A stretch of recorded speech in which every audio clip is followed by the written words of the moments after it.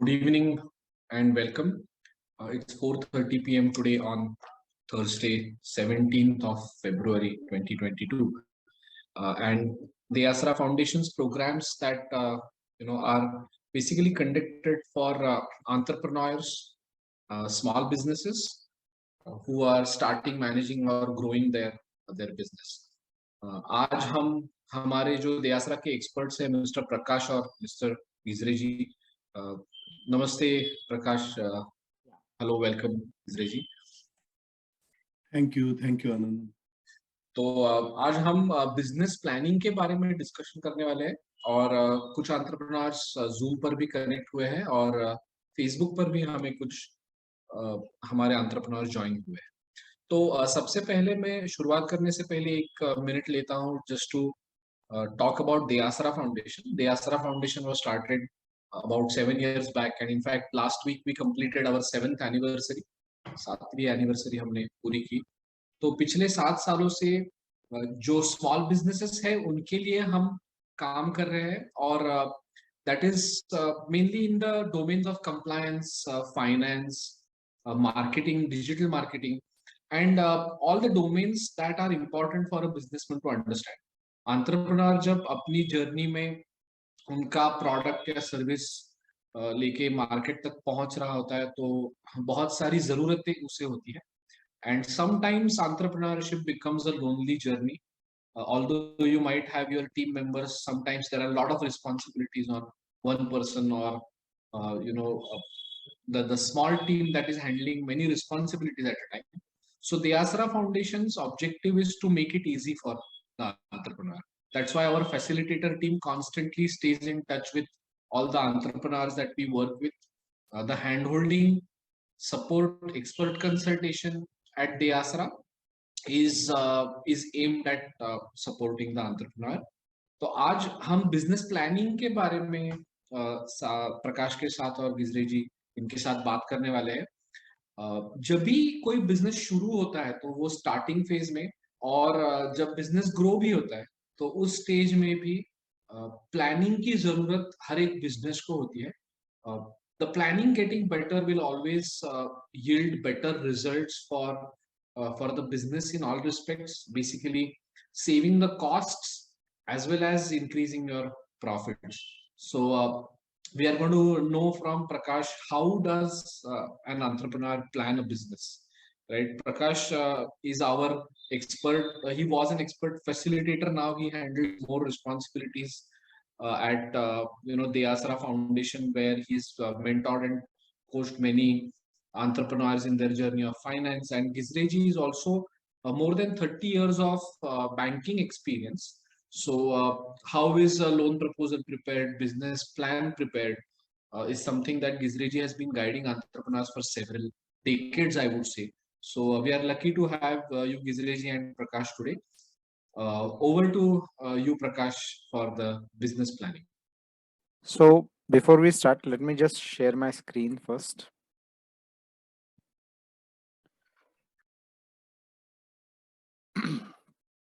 Okay, so welcome to all. जैसे अभी doctor आनंद ने यहाँ पर आप सबको बताया कि दे आसरा फाउंडेशन पिछले 7 सालों से कैसे एंटरप्रेन्योर्स को हेल्प कर रहा है in setting up their business, growing up their business as well as to run their business. तो उसी तरह से ये एक हम प्रोग्राम कंडक्ट करते हैं जिसके अंदर बिजनेस प्लानिंग कैसे की जाती है for new business as well as for existing business. तो ये जो बिजनेस प्लानिंग होती है तो ये करते वक्त क्या क्या चीजें हमें देखना है, ये हम इस पर्टिकुलर पूरे सेशन में देखेंगे. इसका एजेंडा और जो भी नेक्स्ट आगे पूरा प्रेजेंटेशन है उसके बारे में मैं बताना चाहूंगा. लेकिन उससे पहले यहाँ पर जो मौजूद पार्टिसिपेंट्स हैं उनमें से कोई भी मुझे एक चीज बता सकता है कि आपने जब ये बिजनेस स्टार्ट किया था, just yes, so before going to the agenda of this program, मैं आप लोगों में से किसी भी एक को ये पूछना चाहूंगा कि आपने जो न्यू बिजनेस स्टार्ट किया था या आपका अगर कोई एग्जिस्टिंग बिजनेस है तो उसमें आप लोगों ने कुछ प्लान किया था और वो प्लान कैसे किया था, ये थोड़ा सा आप 1-2 मिनट में कोई अगर बता सकता है सो प्लीज अनम्यूट योरसेल्फ और आप बता सकते हो, any participant.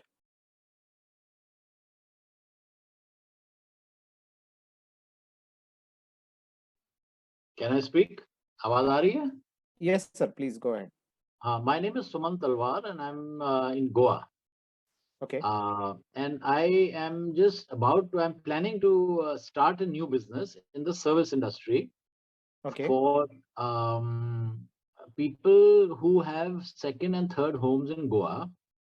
Okay So, as you know, it's a holiday destination, and there are many people I know who have their second and third homes in Goa, but they require some sort of monitoring of the place and some kind of maintaining the place, because Okay. they give it out to some lady living next door. She will go once a week or once in 10 days, just clean it up or keep it. Then all their bills are coming, whether it's electricity bill Correct. and other bills, they are just lying there. So whenever they come, they come once a year, twice a year. So everything is just kind of, it takes a day or two for them to basically settle down, and then and they have very beautiful places. So I was this thing, and there are a lot of agencies in Goa who are doing this, but they are doing primarily just cleaning services, and they are very, very expensive, very highly expensive. So, but nobody is doing a regular maintenance on a weekly basis types. So, airing up the place and all, because being near to the sea, you get fungus and all. So that is the business I'm planning to do. Maintenance of maintaining second homes. Basically, I want to sell peace of mind to these people. Okay, sir. So you have figured out which business you want to do. So the thing is that have you done the business plan for this? No, no. What do you mean by business plan? Plan is that there are a lot of people who need this service. So I want to make You have a. figured out that there are customers who required a particular service, Yeah. and now you want to go ahead with it. So have you prepared any plan how to go about it? What is the No, I way? have not. No, no. You have What not. I have planned is I will make a website and I will do social media marketing. That's my plan. Okay, okay, okay. That's thing. Okay. Hmm. Any other person would like to share?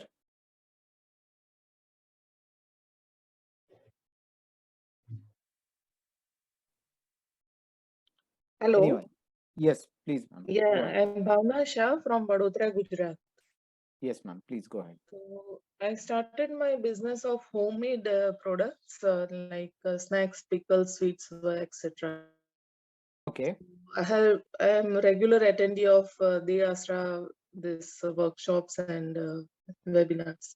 Okay. So yeah, it's very helpful to me, and I have started making business plans after attending such programs.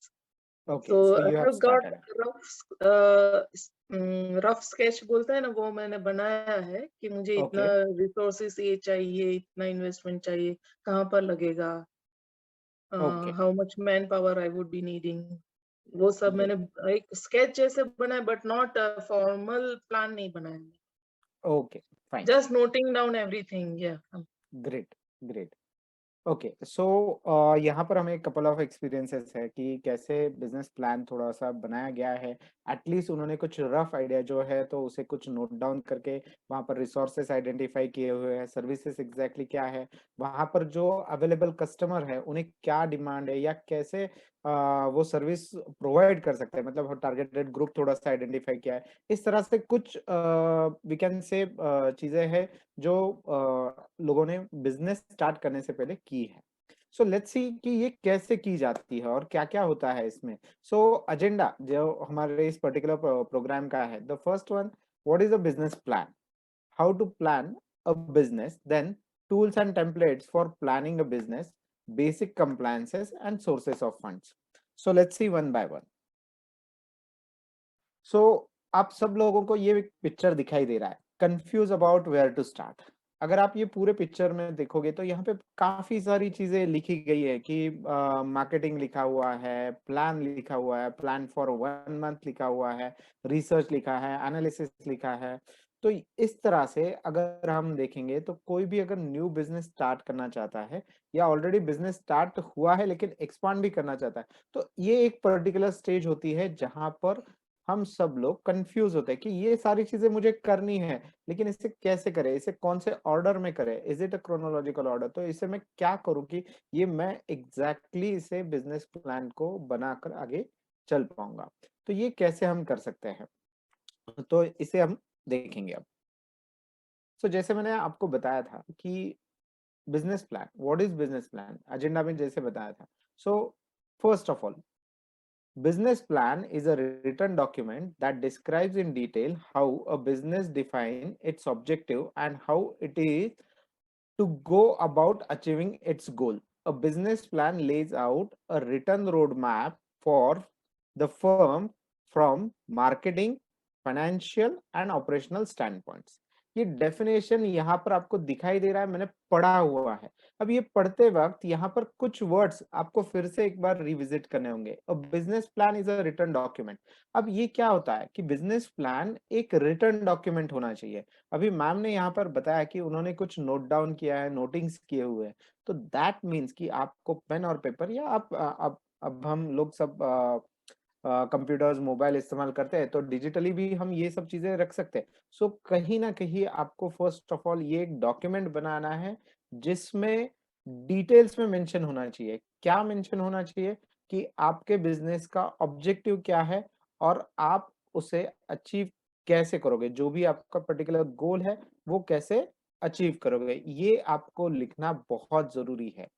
Next, a business plan lays out a written road map. ये बहुत word important है, road map.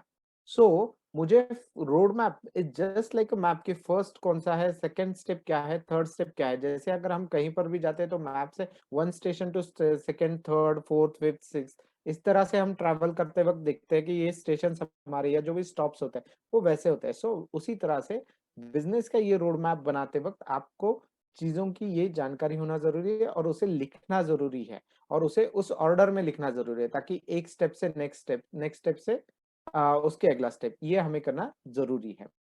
Now what is the purpose of business plan. अब ये business plan का purpose क्या होता है।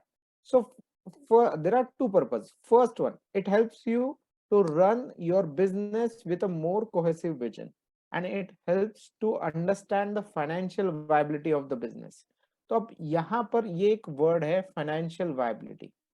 अब फर्स्ट पॉइंट जो है वो तो आप लोगों को यहाँ पर सीधे सीधे क्लियर बताता है कि आपका जो विजन है उसी तरह से आपका बिजनेस आगे बढ़े, आगे चले। तो इसीलिए बिजनेस प्लान का ये पर्पस बहुत होता है कि आपका जो भी विजन है उसी की तरह उसे आगे चलना है। Next is it helps to understand the financial viability. अब फाइनेंशियल वायबिलिटी क्या होता है। सो एक छोटे से पर्टिकुलर एग्जांपल से मैं आपको बताता हूँ। जैसे कि अगर आपने कोई भी बिजनेस एक स्टार्ट किया है, डेफिनेटली हम बिजनेस करते इसके लिए कि हम उसमें से कुछ ना कुछ हमारे पैसे कमा सके। तो उसे हम जो प्रॉफिट कहते हैं, प्रॉफिट अर्निंग करते हैं। तो प्रॉफिट अर्निंग तो हमें होनी चाहिए, लेकिन जो भी हम प्रॉफिट बना रहे हैं वो हमें जो एक्सपेक्टेड है वो है। और जो अगर प्रॉफिट अगर हम बना रहे हैं तो वो हर साल कुछ ना कुछ परसेंटेज में बढ़ रहा है या नहीं। हमारा बिजनेस वायबिलिटी कब होगा, सॉरी बिजनेस फाइनेंशियल वायबल कब होगा कि वो एटलीस्ट कुछ ना कुछ परसेंटेज से हर साल, दर साल या हर क्वार्टर या जो भी आपका पर्टिकुलर पीरियड आपने चूज किया हुआ उसमें वो बढ़ता रहे। ठीक है। So financial viability means what, not only earning profit but earning a regular profit और ऑन रेगुलर बेसिस, और वो इंक्रीज होना बहुत जरूरी है।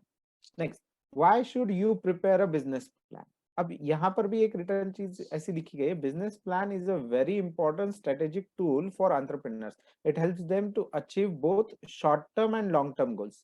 जैसे मैंने वायबिलिटी के बारे में बताया था कि अगर आपने एक शॉर्ट टर्म मतलब कुछ क्वार्टर के लिए या 6 मंथ्स के लिए अगर आपने प्रॉफिट के बारे में सोचा हुआ है या आपको कुछ इनकम या सेल्स का कुछ टर्नओवर का टारगेट आपने रखा हुआ है, तो उसी तरह से आपको यहाँ पर अगर कुछ शॉर्ट टर्म आपके गोल्स है तो वो पहले अचीव करने में आपका बिजनेस प्लान एक टूल के तरह आपको हेल्प करेगा। Now why we are saying it as a strategic tool. Tool क्यों कहा गया है, why the word tool is their.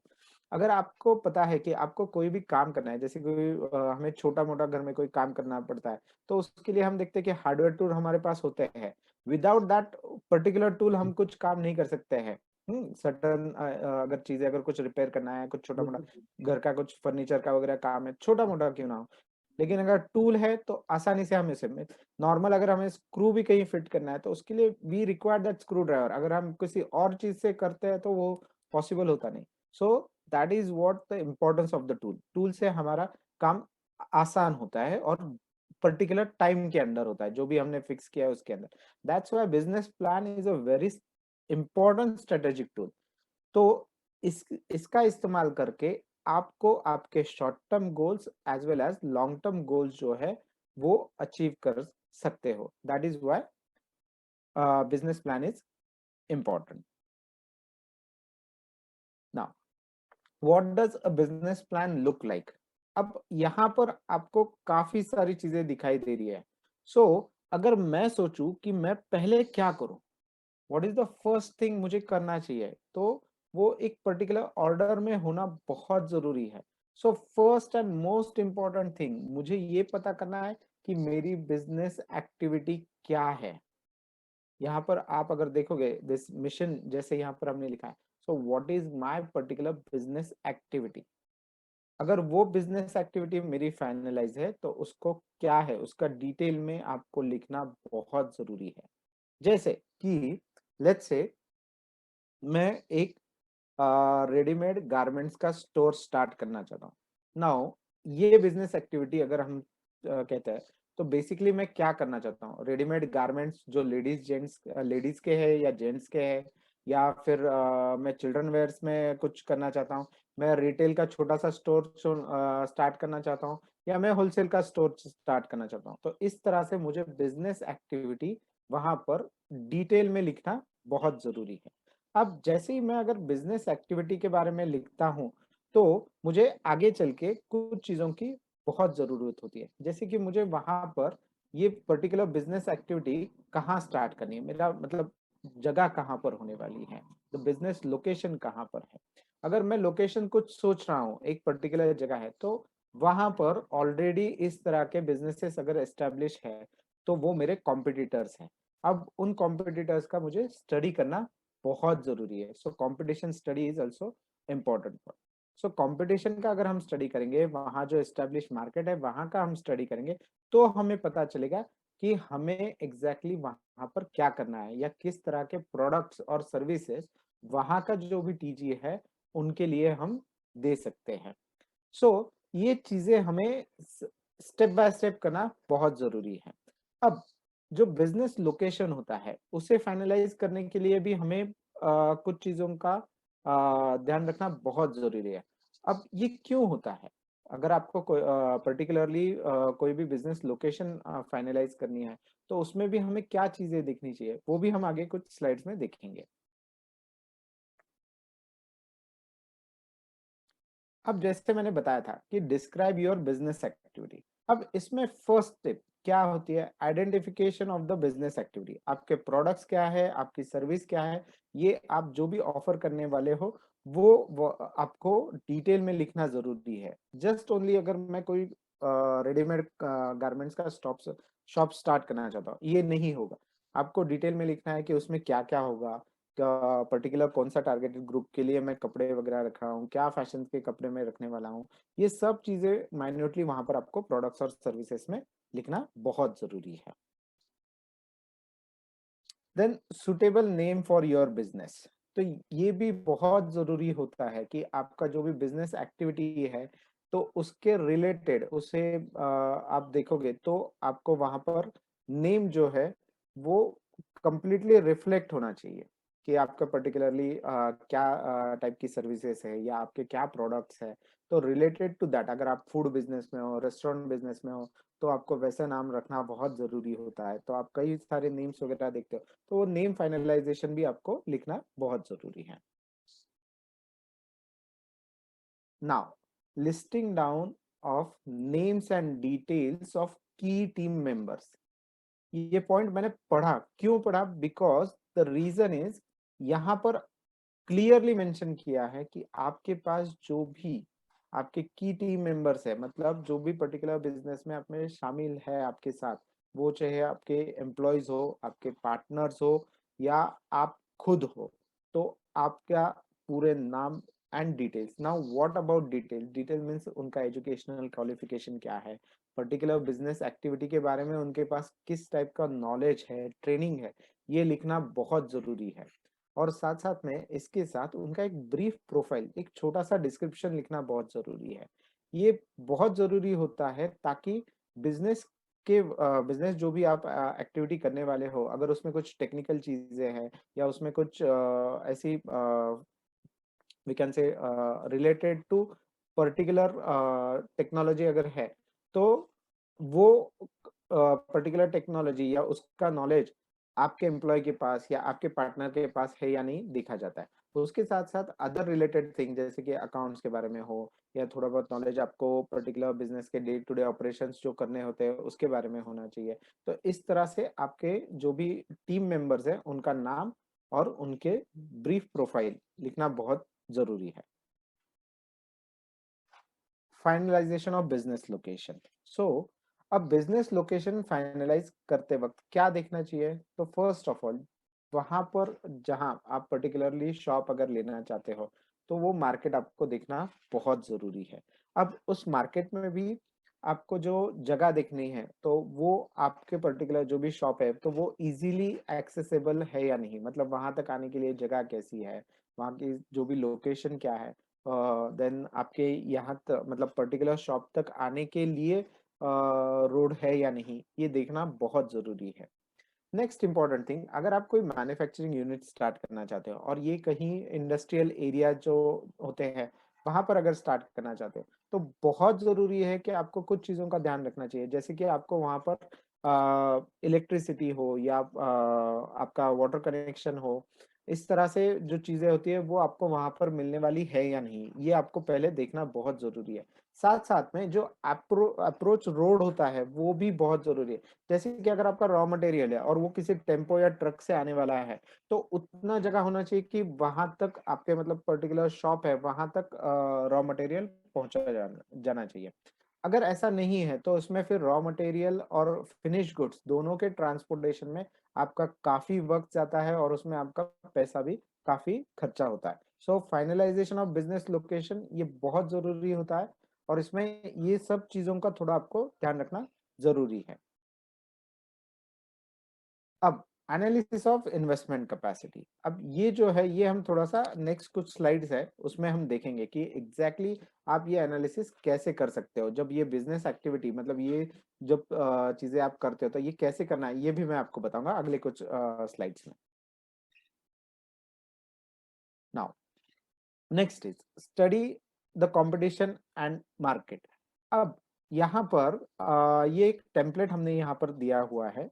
Basically ये बिजनेस प्लानिंग का जब हम पर्टिकुलर स्टडी हम लोगों से जब बात कर रहे थे, आप जैसे एंटरप्रेन्योर्स हैं उनसे हम जब बात कर रहे थे तो उसके रिलेटेड हमें एक क्वेरीज या हमें हमें कुछ क्वेश्चंस ऐसे पूछे गए कि सर ठीक है अगर आप कहते हो कि कंपटीशन स्टडी करो या मार्केट की स्टडी करो वहां पर जाके, तो मैं कैसे करूं? मैं तो जस्ट एक सोल प्रोप्राइटर हूं या मैं अकेला हूं या सिर्फ एक दो पार्टनर्स हैं हम, तो हम कैसे वहां पर, और हमारा बिजनेस भी हम एक छोटा सा शॉप ही स्टार्ट करना चाहते हैं तो वहां पर हम जाके एग्जैक्टली कैसे स्टडी करें, क्या चीजें देखें? तो ये जब हमें कुछ क्वेश्चंस एंटरप्रेन्योर्स की तरफ से पूछे गए उनके डिस्कशन पे, तब हमने कुछ एक टेम्पलेट वहां पर बनाई ताकि उससे जो भी एंटरप्रेन्योर्स जो है जिनको बिजनेस प्लानिंग करना है तो वो ये टेम्पलेट यूज कर सकते हैं। उसके अंदर कुछ क्वेश्चंस दिए गए, उस क्वेश्चंस को यूज कर सकते हैं और इंफॉर्मेशन इकट्ठा करके उसे आगे एनालिसिस के लिए इस्तेमाल कर सकते हैं। सो यहाँ पर मैंने वो जो पर्टिकुलर टेम्पलेट्स है उन टेम्पलेट्स के कुछ स्क्रीनशॉट यहाँ पर लिए हुए हैं। जैसे कि यहाँ पर टेम्पलेट फॉर एनालाइजिंग कॉम्पिटिटर्स है जिसे हम कॉम्पिटिशन स्टडी भी कहते हैं। सो अब इसमें हमने क्या लिखा है कि आपके कॉम्पिटिटर्स कौन है फर्स्ट ऑफ ऑल। तो अगर कॉम्पिटिटर्स है तो वो कहाँ पर लोकेटेड है, उनका बिजनेस कितने सालों से चल रहा है, देन उनका पर्टिकुलर टारगेट मार्केट क्या है, उनका पर्टिकुलर यूनिक सेलिंग पॉइंट हो गया, कॉम्पिटिटिव उनका एग्जैक्टली कैसे डिफरेंशिएट है, ये सब चीजें वहां पर आपको क्वेश्चंस का आंसर ढूंढना बहुत जरूरी है। What are their strength weaknesses, इस तरह से कुछ क्वेश्चंस हमने उन टेम्पलेट्स में दिए हुए हैं। उन टेम्पलेट्स का यूटिलाइज करके आप भी ये particular competition study as well as market study है ये आप कर सकते हो। Now define products and services. So जैसे मैंने एक डिफाइन बिजनेस एक्टिविटी के बारे में बताया था उस वक्त, तो उस वक्त जो मैंने बताया था कि आपको आपके प्रोडक्ट्स और सर्विसेज जो है वो नोट डाउन करने होते हैं। अब प्रोडक्ट्स और सर्विसेज नोट डाउन करना है मतलब क्या? सो फर्स्ट ऑफ ऑल आपके सर्विस का नाम क्या है या प्रोडक्ट का नाम क्या है, देन उसके प्राइसिंग क्या है और आप कुछ ऑफर्स उसमें कर रहे हो, तो ये यहाँ पर इस तरह से आपको लिखना बहुत जरूरी है, ताकि इससे आपको आइडेंटिफिकेशन होता है कि कौन सी पर्टिकुलर सर्विस है जिससे हम पर्टिकुलर डिस्काउंट दे सकते हैं, कितना डिस्काउंट दे सकते हैं, ये चीजें हम आगे चल के उसे एनालिसिस कर सकते हैं। सो इसीलिए प्रोडक्ट्स और सर्विसेज को लिस्ट डाउन करना बहुत जरूरी है। Now estimate sales. अब ये जो होता है तो ये पार्ट बहुत ही वी कैन से थोड़ा सा आपको समझकर इसमें लिखना होता है। जैसे कि अगर हम मान के चलते हैं कि पर्टिकुलर बिजनेस प्लान बनाते वक्त हमें एस्टिमेटेड या एक्सपेक्टेड सेल्स पर ध्यान देना बहुत जरूरी है। मतलब हमारे जो भी पर्टिकुलर सेल्स होगा वो हम कुछ ना कुछ एक्सपेक्टेशंस करते हैं, जैसे कि हमने कंपटीशन एनालिसिस कर लिया है, कुछ मार्केट स्टडी की है और हमारे जो भी प्रोडक्ट्स है उसका भी हमने लिस्ट डाउन कर लिया। तो उस प्रोडक्ट के जो भी प्रोडक्ट्स और सर्विसेज है तो उसे मैं कितना सेल कर सकता हूँ, मेरी एक्सपेक्टेशंस क्या है, वो हमें सेट करना बहुत जरूरी है।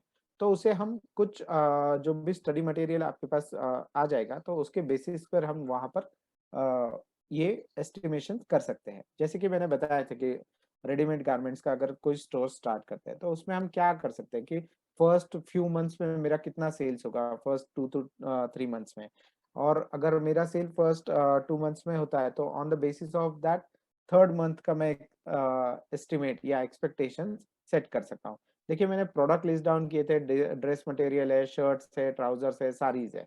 तो इसमें से प्रोडक्ट की क्वांटिटी और amount, amount means total amount of sale, उसका प्राइस नहीं लेकिन टोटल अमाउंट जो भी सेल्स होगा, ये मैं अगर 20 यूनिट्स बेचता हूँ तो मुझे 10,000 रुपए मिलेंगे जनवरी में। इस तरह से अगर मैं एस्टिमेट कर रहा हूँ तो ये एस्टिमेशन मैं कब कर पाऊंगा, जब मेरे पास कंपटीशन स्टडी और मार्केट स्टडी होगा तब। तो इस तरह से आप सेल्स को एस्टिमेट कर सकते हो। Estimate cost. अब कॉस्ट हमें पर्टिकुलर, जैसे मैंने बताया कि बिजनेस अगर आप कोई भी स्टार्ट करना चाहते हो तो उसमें आपको वहां पर कुछ ना कुछ पैसे जो है आपके बिजनेस में इन्वेस्ट करने होते हैं। तो अब ये जो इन्वेस्टमेंट आपको करनी होती है ये किस लिए करनी होती है, कौन सी चीजें होती है? द बेसिक चीज स्टार्टअप कॉस्ट। अब ये स्टार्टअप कॉस्ट क्या होता है? The first and most important thing, आपको एंटिटी इनकॉर्पोरेशन एक्सपेंसेस होते हैं, करना पड़ता है। अब ये एंटिटी इनकॉर्पोरेशन मीन्स व्हाट, कि जैसे कि आप अगर कोई बिजनेस स्टार्ट करना चाहते हो तो आपको वहां पर शॉप पैक लेना होता है, या आपको मीन्स सोल प्रोप्राइटरी बिजनेस है तो शॉप पैक रजिस्ट्रेशन करवाना होगा। अगर आपको एलएलपी करवानी है तो उसी तरह से एलएलपी पार्टनरशिप डीड रजिस्ट्रेशन करवानी होगी। नॉर्मल पार्टनरशिप है तो भी आपको पार्टनरशिप डीड रजिस्टर करवानी होगी। कंपनी अगर इनकॉर्पोरेट करनी है आपको तो कंपनी इनकॉर्पोरेशन करनी होगी। तो इस तरह से आपकी जो एंटिटी है उसे आपको एस्टैब्लिश करना होगा। तो वो लीगल और लाइसेंसेस आपको जो लेने हैं उसमें आपको एंटिटी के रिलेटेड जो भी है तो वो एक्सपेंसेस स्टार्टअप कॉस्ट में लिखना बहुत जरूरी होता है। Next promotional expenses, PAN applications, then other mandatory licences such as shop act, FSSI. अगर फूड का रिलेटेड आपका बिजनेस है तो आपको लेना वहां पर फूड लाइसेंस है या जीएसटी है। इस तरह से जो भी आपको रजिस्ट्रेशन और लाइसेंसेस लेने पड़ते हैं तो उसमें वहां आपको एक्सपेंसेस जो है वो एस्टिमेटेड एक्सपेंसेस आप इस स्टार्टअप कॉस्ट में लिख सकते हो। Next is purchase of machinery, purchase of vehicles. ये दोनों चीजें हमने अलग लिखी है। आप तो कहोगे परचेस ऑफ मशीनरी और परचेस ऑफ व्हीकल्स। सी, ये परचेस ऑफ व्हीकल्स हमने इसलिए अलग से लिखा हुआ है कि अगर कोई टूर ऑपरेटिंग का अगर बिजनेस करता है तो डेफिनेटली उसका जो प्राइम मशीनरी है वो व्हीकल्स है, तो इसलिए वो परचेस ऑफ व्हीकल हमने वहां पर अलग से लिखा हुआ है। अगर कोई प्रोडक्शन कर रहा है कोई पर्टिकुलर प्रोडक्ट और उसके लिए वो एक छोटा सा टेम्पो या कुछ व्हीकल वो अगर अपने पास रखता है तो वो डेफिनेटली आपके मशीनरी से अलग होगा। तो इसी तरह से ये दोनों चीजें आपको लिखना बहुत जरूरी है। सो मशीनरी का एस्टिमेटेड कॉस्ट अगर आपको लेना है तो उसमें आप सिर्फ ऐसा नहीं कि आपको मैन्युफैक्चरर की तरफ से जो भी मशीन मिलने वाला है उसका कॉस्ट वहां पे लिखे, उसमें ट्रांसपोर्टेशन आता है, वो मशीन जब आपके पास आएगा तो उसमें आपको इंस्टॉलेशन करवाना है, वो इंस्टॉलेशन के कुछ चार्जेस हो सकते हैं। तो ये जो फर्स्ट टाइम आपको मशीन इंस्टॉलेशन करवाना है तो उसके रिलेटेड सारे चार्जेस जो है वो वहां पर आपको एस्टिमेशन में लिखना जरूरी होता है। Then furniture cost, contingencies, deposit if the business place is rented। अब अगर आप डिपॉजिट देखोगे तो यहाँ पर जो हम लैंडलॉर्ड को डिपॉजिट देने वाले हैं वो अमाउंट यहाँ लिखना बहुत जरूरी है। इसके साथ साथ अदर कुछ डिपॉजिट्स होते हैं, जैसे कि अगर आप इलेक्ट्रिसिटी बोर्ड जो रहते हैं उनको अगर कुछ डिपॉजिट वगैरह वहां पर देना पड़ता है तो उसके लिए भी आपको वो मेंशन करना बहुत जरूरी है। Then working capital expenses. अब ये जो वर्किंग कैपिटल के लिए आपको एक्सपेंसेस होते हैं तो ये क्या होते हैं ये भी हम आगे स्लाइड्स में देखेंगे। अब कुछ बेसिक कंप्लायंसेस जैसे हमने स्टार्टअप कॉस्ट के बारे में देखा था, तो जैसे कि पैन कार्ड है, देन रेंट एग्रीमेंट और sale deed of the business premises है, देन आपका करंट अकाउंट अगर आपको बैंक के साथ जो ओपन करना होता है वो, देन शॉप एक्ट और एनओसी फ्रॉम ग्राम पंचायत। उसके आगे company formation, LLP, partnership, OPC, ये मैंने आपको बताया था। अब एस्टिमेट कैश नीड्स। सो देखिए आप डेट मतलब जैसे बिजनेस स्टार्ट करोगे तो उसमें मंथली बेसिस पर आपको या कुछ पर्टिकुलर पीरियड्स पर आपको एक्सपेंसेस वहां पर होने वाले हैं। अब ये जो एक्सपेंसेस होते हैं ये आपको करना बहुत जरूरी होता है, क्योंकि क्या जैसे कि आपका प्रोडक्शन होता है या आप सेल्स करते हो तो वो बिजनेस एक्टिविटी आपका आगे चले या ना चले आपको ये एक्सपेंसेस वहां पर करना बहुत जरूरी पड़ता है। अब electricity expenses, purchase of raw material, salary wages, repairs maintenance cost. अब ये जो कॉस्ट अगर आप यहाँ पर देखते हो तो जैसे कि अगर आपका कोई यूनिट है तो वहां पर आपको इलेक्ट्रिसिटी एक्सपेंस का जो भी पर्टिकुलर पेमेंट है वो हर महीने करना जरूरी है। Purchase of raw material definitely आपका जो भी प्रोडक्शन साइकिल है उस साइकिल के बेसिस पे आपको रॉ मटेरियल परचेस करना जरूरी है। अगर आप देखिए जैसे कोई छोटा सा व्हाट वी से स्नैक सेंटर या आप कोई छोटा सा रेस्टोरेंट स्टार्ट करते हो तो वहां पर आपको 15 दिन में या 1 महीने के अंदर आपको कुछ चीजें परचेस करना बहुत जरूरी है, अदरवाइज आप जो भी फाइनल आपके जो भी प्रोडक्ट्स है वो नहीं बना पाओगे। सो परचेस ऑफ रॉ मटेरियल भी एक पीरियोडिकली आपको एक्सपेंडिचर करना जरूरी है। सैलरी वेजेस ये कंपलसरी आपको हर महीने हर वीक जैसे भी आपने कमिटमेंट दिया हुआ है आपके एम्प्लॉयज को, लेबर्स को, तो आपको वो पेमेंट वहां पर देना बहुत जरूरी होता है। रिपेयर्स मेंटेनेंस कॉस्ट होता है, एडमिनिस्ट्रेटिव कॉस्ट जिसके अंदर आपका जो भी जगह यूज कर रहे हो उसका रेंट है, टेलीफोन एक्सपेंसेस है, इंश्योरेंस के जैसे है या कुछ टैक्सेशन वगैरह वहां पर अगर लोकल अथॉरिटीज का होगा तो वो आपको भरना जरूरी होता है। सेलिंग ट्रांसपोर्टेशन एक्सपेंसेस है, interest on term loan and cash credit. तो ये जो पर्टिकुलर एक्सपेंसेस है ये आपको करना बहुत जरूरी है और यही आपके जो एक्सपेंसेस है ये वर्किंग कैपिटल के लिए आपको हर महीना जरूरी होता है। सो ये जो पर्टिकुलर एक्सपेंसेस होते हैं जैसे कि अगर अगर आपने रॉ मटेरियल परचेज कर लिया है, आपने प्रोडक्ट बना लिया है और उसे सेल किया, लेकिन सेल करते वक्त जो जिसे आपने सेल किया उसने कहा कि मुझे पैसे देने के लिए आपको 15 दिन लगेंगे, आपने उसे क्रेडिट भी दे दिया, लेकिन इस पूरे पर्टिकुलर प्रोसेस में जो भी आपका समय गया हुआ है उसमें आपके ये बिल्स या आपके ये ड्यूज जनरेट हो चुके हैं, आपको वो पेमेंट करना जरूरी होता है। सो इसीलिए आपका अगर वर्किंग कैपिटल गैप है तो उसके लिए आप आगे हम देखेंगे कि कैसे हम उसके लिए फंड्स जुटा सकते हैं। सो सोर्सेज ऑफ फंड्स। अब सोर्सेज ऑफ फंड्स जो है तो इसमें आप क्या कर सकते हैं, first of all the best thing, own capital, savings और असिस्टेंस फ्रॉम फैमिली मेंबर्स। इसमें मैं आप लोगों को बताना चाहूंगा कि कोई भी अगर आप बिजनेस स्टार्ट करते हो तो जैसे कि मैंने फर्स्ट इसमें बताया था कि एनालिसिस ऑफ इन्वेस्टमेंट, तो वहाँ ये जो 2-3 स्लाइड आपने देखी तो इसमें देखा कि आपको कुछ फिक्स एक्सपेंसेस करने हैं, मशीनरी वगैरह परचेस करना है, वो सब आपको वहाँ पर एक वन टाइम एक्सपेंसेस है वो करना है, और साथ साथ में आपको रेवेन्यू एक्सपेंसेस है जो हर महीने या पर्टिकुलर पीरियड पे आपको करना जरूरी होता है। तो इसी तरह से अगर ये एक्सपेंसेस आपको रन करने हैं, ये एक्सपेंसेस आपको करने हैं, तो इसके लिए आपके पास पैसा होना जरूरी है। तो फर्स्ट सोर्स क्या होता है? Own capital. मेरे खुद के पास कितना पैसा है? मेरे पास अगर उतना सफिशिएंट मनी नहीं है तो मेरा इमीडिएट नेक्स्ट सोर्स क्या होगा? मैं अपने फैमिली मेंबर जो है उनसे पूछूंगा कि आपके पास अगर कुछ पैसा है, मैं ऐसा ऐसा बिजनेस करना चाहता हूँ। तो वो पूछेंगे कि आपको कितना पैसा चाहिए, क्यों चाहिए, क्या चाहिए। तो इसीलिए ये पूरा चीज जो भी मैंने आपको पिछले 2-3 स्लाइड्स में दिखाया, ये आपको रिटर्न में रखना बहुत जरूरी है ताकि आप उनके आंसर्स दे पाओगे।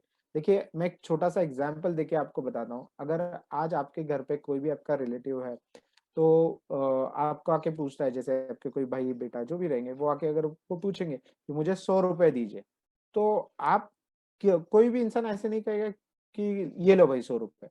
हम उनको पूछते हैं आपको किस लिए चाहिए ये 100 रुपए। तो इसी तरह से अगर आपको पैसों की यहाँ पर जरूरत है और आप कुछ फंड्स को सोर्स करना चाहते हो, तो वहां पर आपके पास रिटर्न डॉक्यूमेंट होना जरूरी है। अगर कोई भी पूछता है कि ये क्यों चाहिए आपको पैसे, तो हम फैमिली मेंबर्स को भी ये बता सकते हैं कि इस तरह से मेरा बिजनेस प्लान है, ये मेरे एस्टिमेटेड कॉस्ट है, ये मेरे एस्टिमेटेड कैश नीड्स है, और उसी के लिए मुझे मेरे पास सेविंग्स है लेकिन मुझे और पैसों की जरूरत है। सो ये आपका बिजनेस प्लान में होना बहुत जरूरी है। Then loan deposits from relatives and friends, ये भी आप एक सोर्सेस ऑफ फंड्स है जो यूज कर सकते हो। एंड इनके अलावा financial institutions like bank, NBFC, अब इनके पास अगर आप जाओगे तो आपको पता है रिटर्न डॉक्यूमेंटेशन देना आपको बहुत जरूरी है। तो यहाँ पर आपको बिजनेस प्लानिंग बहुत जरूरी होता है ताकि आपको उनको बता सके कि इस तरह से मेरे पास जो भी मशीनरी मुझे परचेज करना है या मुझे पर्टिकुलर लोन लेना है, सॉरी पर्टिकुलरली मुझे रेवेन्यू एक्सपेंसेस करने हैं, तो उसके लिए मुझे टर्म लोन की जरूरत है या मुझे कैश क्रेडिट की जरूरत है। तो हम बैंक और एनबीएफसी से पूछ सकते हैं। Next, loan under different government scheme. आगे चल के जब आप इस तरह से बैंक के पास अगर लोन वगैरह के लिए जाते हो, तो आगे आप गवर्नमेंट स्कीम्स वगैरह जो है उसका भी इस्तेमाल कर सकते हो, ताकि वहां पर से अगर आपको कुछ फंड्स मिलता है तो वो भी आप आपके बिजनेस प्लान में मेंशन कर सकते हो। अब ये जो बिजनेस प्लान है, तो इसे बनाने के लिए हमारे पास एक पर्टिकुलर सर्विस भी अवेलेबल है, लेकिन उससे पहले उसकी एक चेकलिस्ट अवेलेबल है कि बिजनेस प्लानिंग करते वक्त आपके पास क्या क्या इंफॉर्मेशन होना जरूरी है। तो वो पर्टिकुलर चेकलिस्ट जो है वो आपको इस लिंक पर मिल जाएगी। आप इसे कैप्चर कर सकते हो। It is very simple, www.deasra.in, और वहां पर आपको ड्रॉप डाउन्स में फ्री रिसोर्सेस अवेलेबल है, वहां पर जाके ये चेकलिस्ट और चेकलिस्ट आप डाउनलोड कर सकते हो।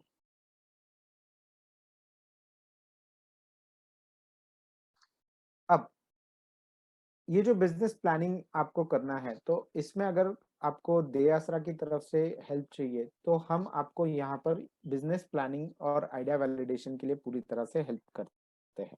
सो इसके कुछ क्राइटेरियाज है। नाउ ये क्राइटेरिया है और we can say prerequisites यहाँ पर जैसे बताया है। So first and most important thing, have you finalised your business idea? If yes, definitely we are here to help you out. Do you have a adequate knowledge and experience in the proposed line of activity? And have you undergone any training for the same? तो ये अगर 3 चीजें हैं तो आप ये services ले सकते हो। यहाँ पर मैं आपको कुछ बेनिफिट्स के बारे में बताऊंगा कि जैसे कि बिजनेस प्लान अगर आपके पास रेडी है तो उसका आप कैसे इस्तेमाल कर सकते हो, उसके बेनिफिट्स क्या है। तो first and most important thing, it helps in streamlining your idea. जैसे कि मैंने पहला एग्जांपल दिया था रिगार्डिंग रेडीमेड गारमेंट शॉप, तो अगर मैं बिजनेस प्लान पूरी तरह से बना लेता हूँ तो मुझे एक पता चलेगा कि ठीक है, मुझे शुरुआत करनी है कुछ पर्टिकुलर प्रोडक्ट और सर्विसेज से, और कुछ पर्टिकुलर प्रोडक्ट और सर्विसेज मैं बाद में भी उसे ऐड कर सकता हूँ।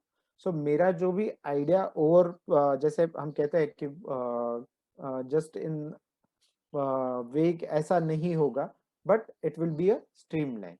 उसमें मुझे पता चलेगा कि मुझे पर्टिकुलर कौन से पीरियड के बाद मुझे ज्यादा स्टॉक लेना है, कैसे आगे चल के मुझे और कुछ न्यू प्रोडक्ट्स उसमें ऐड करने हैं या और कुछ न्यू सर्विसेज ऐड करनी है। तो ये जो मेरा आइडिया था कि मुझे एक रेडीमेड गारमेंट का स्टोर स्टार्ट करना है, तो उसके स्टेप बाय स्टेप मेरे पास वहां पर प्लान मौजूद होगा। सो मेरी आइडिया क्लियर होगी। Next, it provides direction. अब जैसे कि मैंने बताया था कि बिजनेस प्लान एक रिटन डॉक्यूमेंट होता है and that is a road map for your business activities. जब आप पर्टिकुलर बिजनेस स्टार्ट करते हो तो वहां पर आपकी कुछ एक्टिविटीज है, जैसे कि आपको स्टार्ट, मैंने बताया था कि आपको कुछ लाइसेंस लेने होते हैं, देन आपको मशीन जगह फाइनलाइज करनी है, देन आपको आगे चल के कुछ मशीनरी वगैरह परचेस करनी है। तो ये सारी चीजें आपको एक रोड मैप की तरह आपके सामने होंगी, तो आपको एक डायरेक्शन मिलेगा जिससे आप उसे आगे अच्छे से रन कर पाओगे और आपका जो भी बिजनेस है उसे स्टार्ट कर सकते हो। Then it ensures the systematic approach. जैसे फर्स्ट स्लाइड मैंने आपको वहां पर दिखाई थी कि जहां पर एक आदमी कंफ्यूज था। हेलो, सो हियर आप वहां पर आपका सिस्टमैटिक अप्रोच होगा। एक बार आपके पास बिजनेस प्लान है तो आपको एग्जैक्टली पता है कि आपको नेक्स्ट स्टेप क्या करनी है। सो स्टेप बाय स्टेप ये एक्टिविटी आप कर सकते हो। तो आके देते हैं ताकि आपका बिजनेस प्लान आपके पास हो और आप उसे स्टडी कर सकते हो। और ये फाइनेंशियल प्रोजेक्ट रिपोर्ट, जो एस्टिमेटेड प्रोजेक्ट रिपोर्ट है, वो भी हम इसमें प्रोवाइड करते हैं। The cost of service is 2000 plus GST. मैं इसमें फिर से एक बार बताना चाहूंगा, जो मैंने 2-3 स्लाइड्स में दिखाया था, एस्टिमेटेड कॉस्ट और एस्टिमेटेड कैश नीड्स। यहाँ पर आपको जो भी डॉक्यूमेंट्स और ये इंफॉर्मेशन प्रोवाइड करना है, उसमें कोई भी कोटेशन या ये चीजें नहीं प्रोवाइड करनी है, आपको उसका एस्टिमेटेड कॉस्ट प्रोवाइड करना है। सो बिजनेस प्लानिंग करते वक्त हमें एस्टिमेटेड कॉस्ट लेना है, कोई भी पर्टिकुलर डॉक्यूमेंटेशन की जरूरत नहीं है। नाउ यहाँ पर अगर आपको हमारे असिस्टेंस की अगर ज़रूरत है तो डेफिनेटली आप हमारे टेलीफोन पर कॉल कर सकते हो। The mobile number is available 9373035540। ये फोन नंबर, ये मोबाइल नंबर है।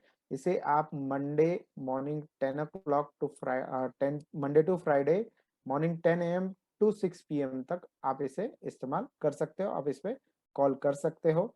अगर आप सैटरडे संडे भी कॉल कर लोगे तो आपको नेक्स्ट इस जो भी वीक होगा उसमें आपको कॉल आ जाएगी। देन आप हमें अब हमारी जो वेबसाइट है www.deasra.in, वहां पर भी जाकर बिजनेस प्लानिंग के related checklist as well as business planning की सर्विस जो है उसके बारे में चेक कर सकते हो, इंफॉर्मेशन ले सकते हो। वहां पर एक सैंपल प्रोजेक्ट रिपोर्ट भी अवेलेबल है, उसे भी आप चेक कर सकते हो और फिर उसके बाद वो सर्विस रिक्वेस्ट आप कर सकते हो। देन अगर आपको इसमें और कुछ क्वेरीज है तो आप team@deasra.co.in पर भी लिख सकते हो। सो अब ये जो सेशन है यहाँ पर, जैसे हमारा प्रेजेंटेशन खत्म हुआ है तो मैं क्वेश्चन आंसर्स के लिए ओपन करता हूँ। आपके अगर कुछ क्वेश्चंस है आप चैट बॉक्स में भी लिख सकते हो। आपको अगर पूछना है तो आप अनम्यूट होकर भी पूछ सकते हो। आप हिंदी, इंग्लिश या मराठी, ये तीनों लैंग्वेजेस में क्वेश्चन पूछ सकते हो। आज जो हमारे एक्सपर्ट है गिजरे सर, वो आपको इसमें आंसर देने की पूरी कोशिश करेंगे। प्रकाश, आई थिंक बहुत ही कॉम्प्रिहेंसिव डिस्क्रिप्शन आपने प्लानिंग के बारे में दिया।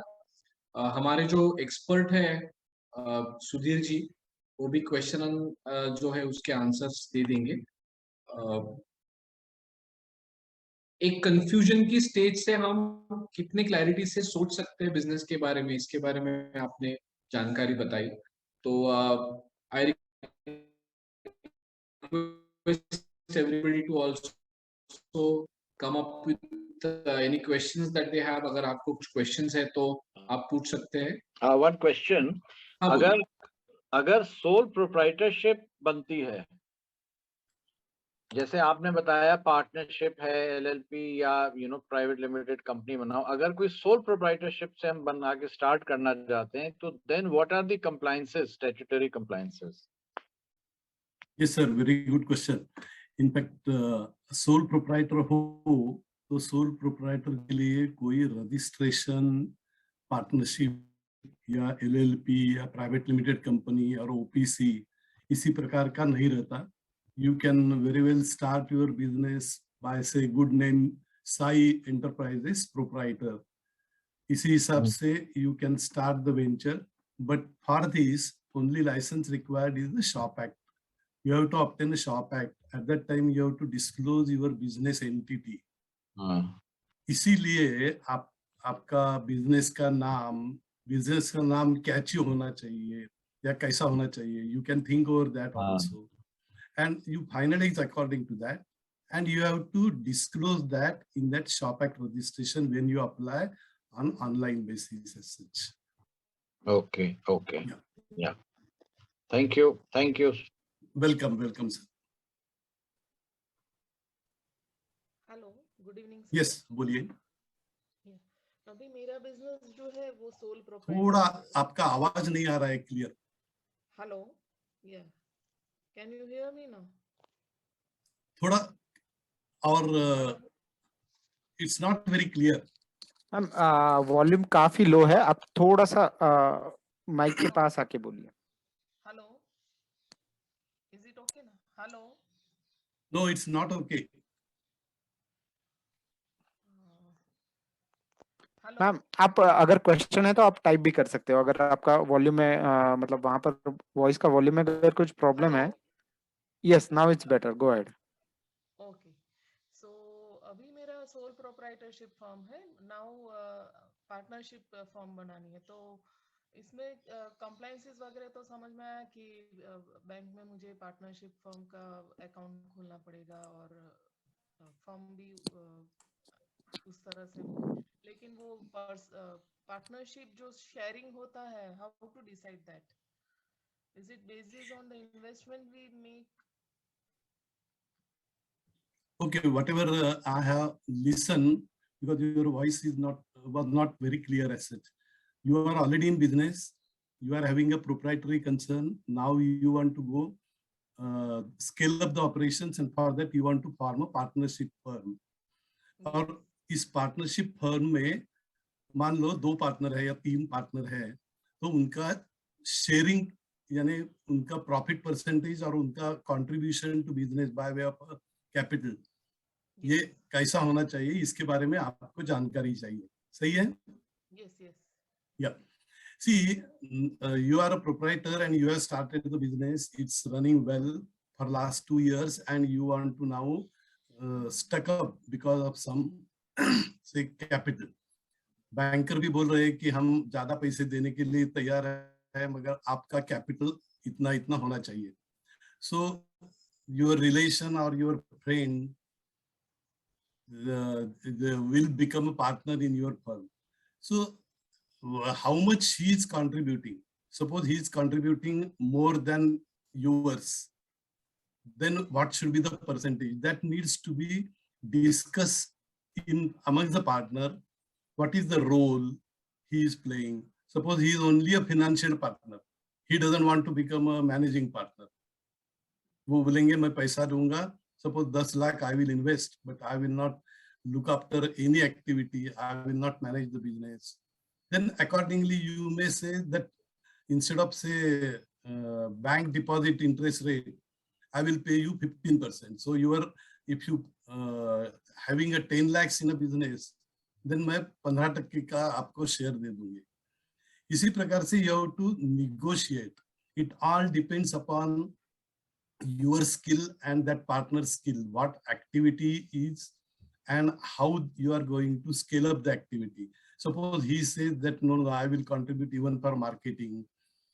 He has the expertise in say, marketing or production. He will add the products. ऐसे many parameters are there.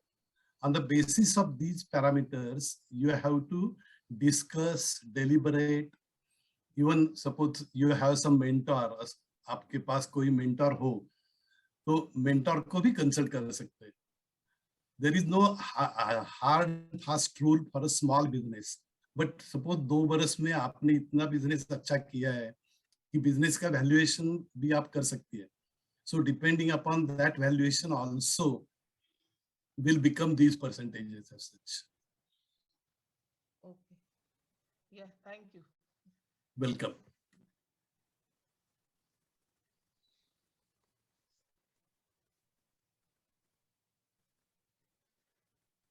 One more thing I would like to ask Yeah. about this bank loans and every, but I have gone through many websites and even government websites also, bank websites also. It's very confusion होता है कि women oriented business को कितना subsidized कोई दे रहा है या नहीं, वो भी पता नहीं चलता. Somewhere it is mentioned कि you get subsidy. Whether it's only for manufacturing business या trading वगैरह में भी मिलता है, service sector में भी. Yeah, see, banks and now आप बोल रहे हैं वैसे NBFCs भी या fintech company भी बोलते हैं, दोनों प्रकार की financial institutions लोन देने के लिए they are also eager, but they also want some minimum information. और ये जो minimum information है, उसमें भी हम 2 भाग कर सकते हैं. मान लो कि आपको बैंक को अप्रोच होना है.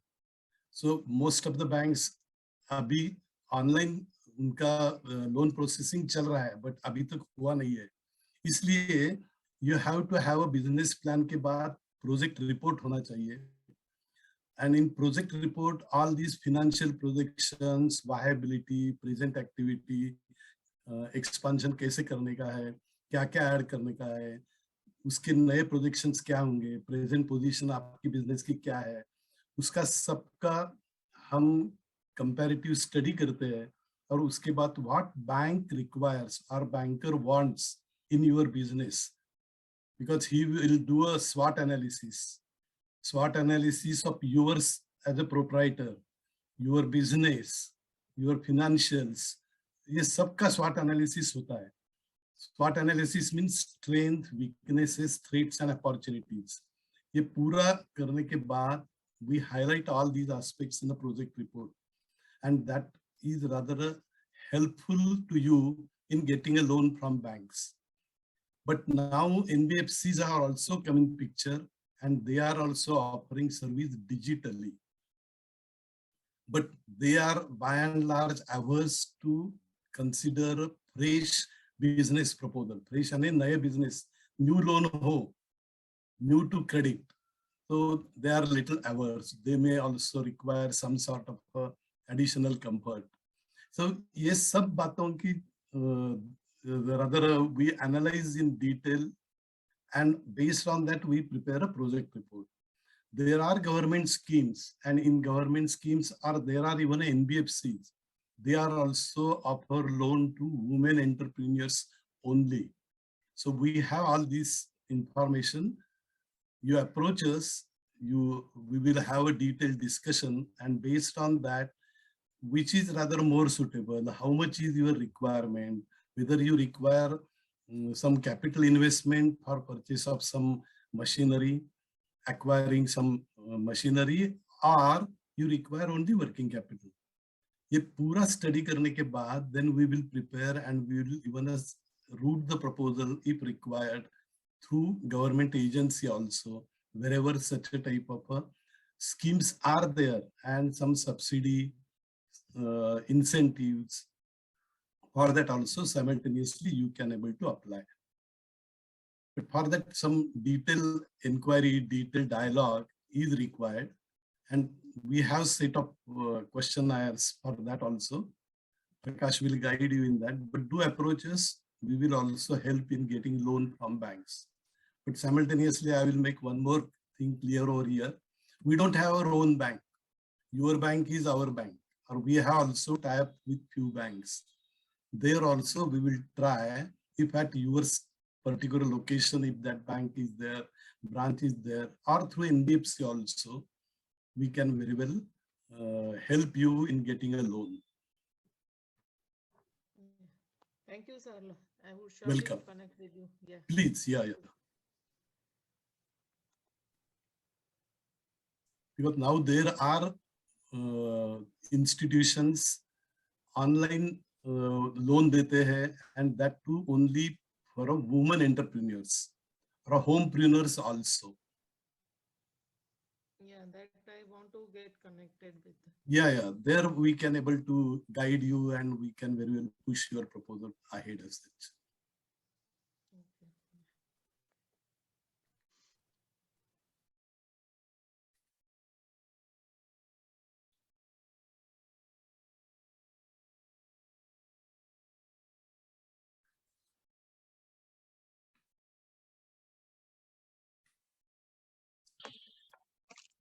We also thank those who are asking questions and appreciate their participation. अगर और भी कुछ सवाल है तो आप पूछ सकते हैं, चैट बॉक्स में भी डाल सकते हैं, फेसबुक पर भी आप पूछ सकते हैं, दयासरा का डिस्कशन फोरम भी है पोर्टल पर. Also visit Dayasra discussion forum and become part of the community where we approach this whole small business related growth together. That's our objective. Anything else that anybody would like to ask as a question?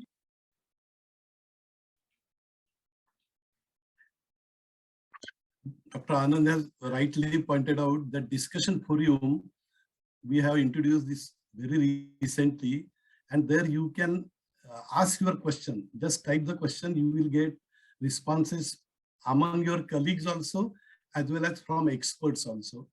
They will definitely provide you guidance. Anand, I just want to mention one thing. Sure. That once this meeting will end, they have to provide a feedback on this Feedback, program. yes. तो जैसे ही आप ये Zoom link हम end कर देंगे यहाँ से, तो you'll get a feedback form.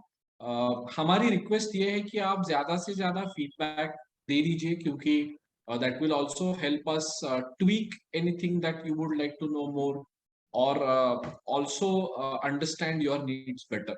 So requesting you to complete the feedback form in more numbers. All right. I think if there aren't more questions, Prakash and Gizreji, we can close for today.